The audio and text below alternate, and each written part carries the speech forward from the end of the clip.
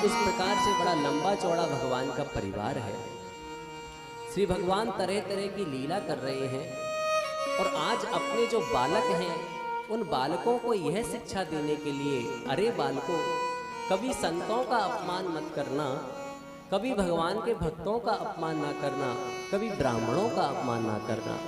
भगवान तरह तरह की शिक्षा देते रहते हैं, क्योंकि देखे हैं कि इन यदुवंशियों के पास में बल की भी अधिकता है, यौवन की भी अधिकता है, रूप की भी अधिकता है और धन की भी अधिकता है। तो जब जिसके पास में रूप बढ़ जाया करता है, बल बढ़ जाया करता है, धन बढ़ जाया करता है, प्रतिष्ठा पद प्राप्त हो जाया करता है, तो वह अहंकारी हो जाया करता है, अपने से बड़ा किसी को समझने नहीं लगता है, फिर एकाएक उसका पतन हो जाता है। इसलिए बंधु, आज श्री भगवान नृग उपाख्यान के द्वारा आज अपने पुत्रों को दिव्य शिक्षा दे रहे हैं। एक समय की बात है कि भगवान का एक दिव्य बगीचा है। उस बगीचे के अंदर एक कुआं है। उस कुएं के पास में ही आज भगवान के जो संतानें हैं वो गेंद खेल रहे हैं आपस में। गेंद खेलते खेलते एकाएक वह गेंद जाकर के कुएं के अंदर गिर गई। जब गेंद कुएं के अंदर गिर गई है तब भगवान के पुत्रों ने जाकर के देखा तो उनको मिला कि इस कुएं के अंदर एक गिरगिट पड़ा हुआ है। बड़ा बड़ा भारी गिरगिट है। सबने निकालने का प्रयास किया लेकिन ये गिरगिट आज निकल नहीं रहा है। जब निकल नहीं रहा तो ये समाचार धीरे धीरे भगवान के पास पहुंचा है। सब भगवान को बुला करके लाए और जैसे ही बंधु भगवान उस कुएं के पास में आए हैं, जो भगवान ने अपनी कृपा की दृष्टि से देखा है और एकाएक जैसे ही रस्सी नीचे डाली है, अब तो यह तुरंत ऊपर आ गया है और दिव्य शरीर में प्रकट हो गया है। अब देखिए कि दिव्य स्वर्ण में इसने वस्त्र धारण कर रखे हैं। जैसे ही दिव्य शरीर में देखा है, भगवान ने पूछा है, अरे तुम कौन हो? तो बंधु आज ये उत्तर देता हुआ बोल रहा है, नृगो नाम नरेन्द्रोऽहम् इक्ष्वाकु तनयः प्रभो दानी स्वाख्याय मानेषु यदि ते कर्णमस्पृशम्। हे प्रभु, मैं इक्ष्वाकु राजा का बेटा हूँ और मेरा नाम है नृग। नृग नामक मैं राजा था। और आज प्रभु, यदि आपने बड़े बड़े दानियों का नाम सुना होगा कि धरती पर कितने दानी धर्मात्मा हुए हैं, तो उन दानियों में मेरा नाम अवश्य सुना होगा, क्योंकि धरती पर जितने धूल के कण हैं उतने पुण्य प्रताप के बराबर मैंने गैयाओं का दान किया है। आज बंधु, जब इस प्रकार से भगवान ने सुना है, भगवान एकाएक हंसे हैं। अरे इतनी गैयाओं का तुमने दान दिया और अब तुम गिरगिट बन गए, ऐसा कैसे हो सकता है? तब बंधु ये कहना प्रारंभ करता है, हे भगवान, मैं नित्य प्रति इतनी गैयाओं का दान किया करता था, इतनी गैयाओं का दान देता था कि सब ब्राह्मण, सब संत मुझसे संतुष्ट थे। लेकिन एक बार एक अपराध हो गया। क्या अपराध हुआ कि जिस ब्राह्मण को मैंने गैया दी थी उसके यहाँ से वह गैया एकाएक छूट गई और वो आकर के मेरी गैयाओं में आकर के मिल गई।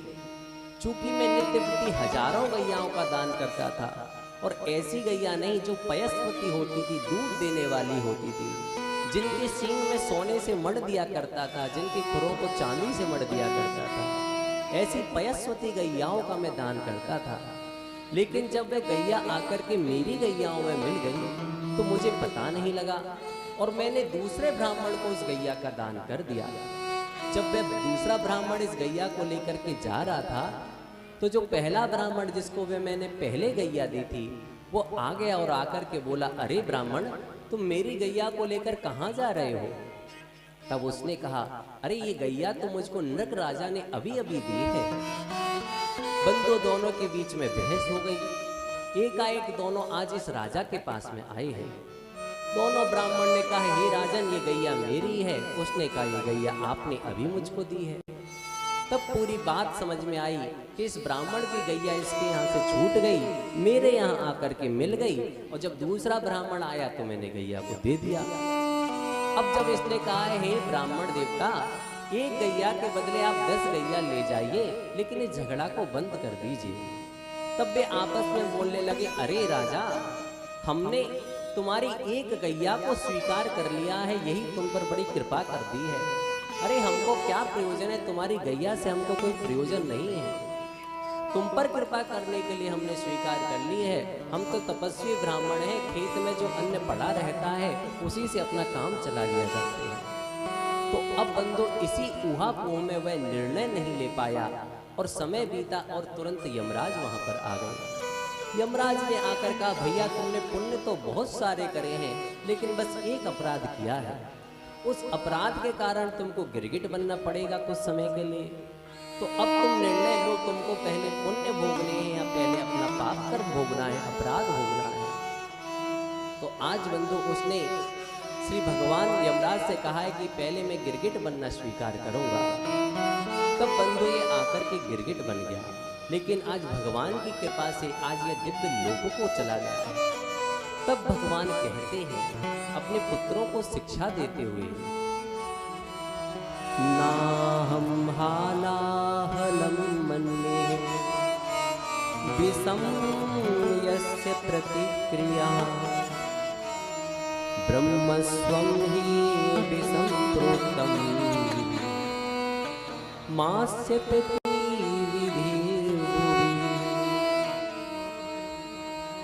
नास्य प्रति विधुर भुवि। अरे मैं हालाहल जहर को जहर नहीं समझता हूँ, क्योंकि हालाहल जहर यदि किसी ने पी लिया तो किसी प्रकार से वह बच सकता है। अरे ना भी बचा तो उसका एक जन्म ही खराब हुआ, लेकिन यदि किसी को संत का श्राप लग गया है, ब्राह्मण का श्राप लग गया है, भक्त का श्राप लग गया है, तो फिर उसकी प्रतिक्रिया नहीं की जा सकती, वह तो सारे कुल का ही नाश कर देता है।